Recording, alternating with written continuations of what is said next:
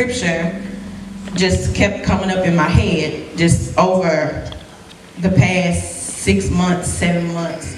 And it was just this one scripture. This one scripture.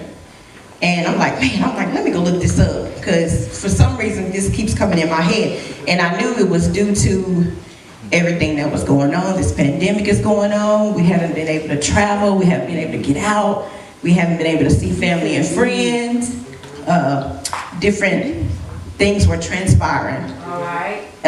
We were in the hunt for a new home, and that wasn't working out the way we wanted to work out, and this was coming up, and that was coming up. And I'm like, man, I was getting frustrated. I was getting frustrated. Yes. And this scripture came up. I waited patiently for the Lord, and He inclined unto me and heard my cry. There were many days that I did cry. I screamed, I fussed, I questioned. I'm like, God, why is it seeming like everybody else around us is getting what they desire, what they deserve? And I'm like, did you forget me? Yeah. You forgot about me. I'm here. I'm trying to do your will, Lord. I'm trying to be faithful in church. I'm trying to do right by my husband. I'm trying to do right by my kids. Did you forget about me? All right. Well, after I went and looked this scripture up, I kept reading. And the second verse says, He brought me up out of a horrible pit, out of the miry clay, and He set my feet upon a rock and established my goings. Then the next verse said, and He hath put a new song in my mouth. Even praises unto our God. Hallelujah. It says, many shall see it and fear, and shall trust in the Lord. And I'm like, wow. I'm like, so not only am I waiting, but in my waiting, somebody else is going to get blessed of my journey of waiting. So in Psalms 40, in chapter 1 through 3, it's a song of David, and it's speaking of the great distress and the trouble that he had been experiencing. He was in a horrible pit, and he was into the miry clay. He found himself in a situation of which he could not rid or get himself out of. That's right. Many of us have been in that same type of situation and same position where we know that had it not been for God, we would never be able to pull ourselves out of the place and the position that we are in. He found himself sinking further and further, but the scripture says he waited. He expected relief from no one but God. You know, we always say that saying, but God, but God. He knew that nobody could do it but God. Many times we find ourselves seeking relief in other things. We find it in drugs. We find it in alcohol. We find it in sexual encounters. We find it in retail therapy. You know, some people say, well, I don't do all that. I just shop. Yeah, that could be a hindrance too. We find it sometimes in our family. We only want to, I just got to do this. I got to do that. I got to do this. I got to do that. We find it in our jobs. We find it everywhere. But we know that those things will not suffice us in the end. We should always seek our relief in God. He was in expectation that God would indeed deliver him in due season. All right. It says he waited patiently, meaning it didn't come quick. That's right. Man. But he never doubted that it would happen. Man. How many of us have been there? Man. If it don't happen right when we say it, we're like, no, wait a minute now. God, you said if I ask in your name. Y'all know that's us. Right. He kept believing, he kept hoping, and he kept praying until it did come. Wow. How many of us can say that we've been patient in our waiting? We'll wait, but how patient are you when you're waiting?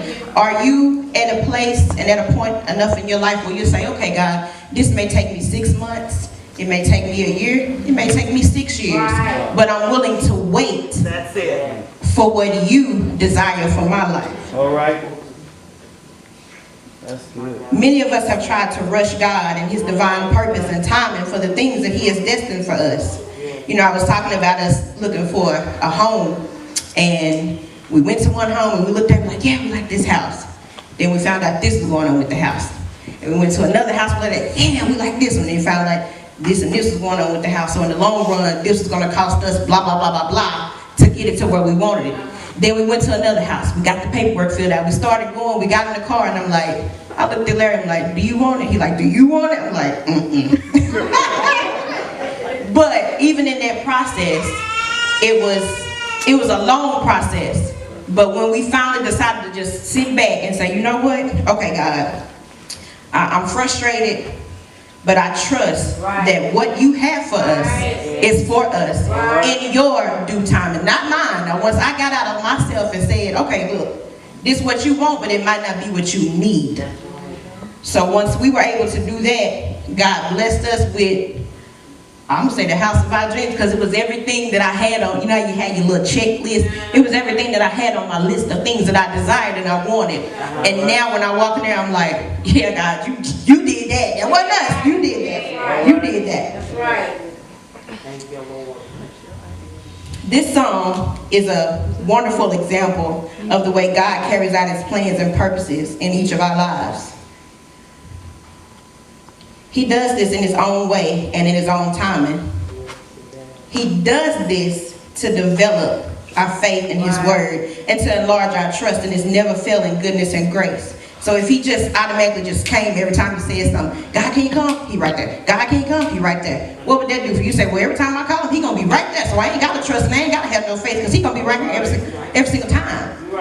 But he waits so that we can build up our faith and know that it may not happen when we want it, but it is going to happen because he's promised us that it would.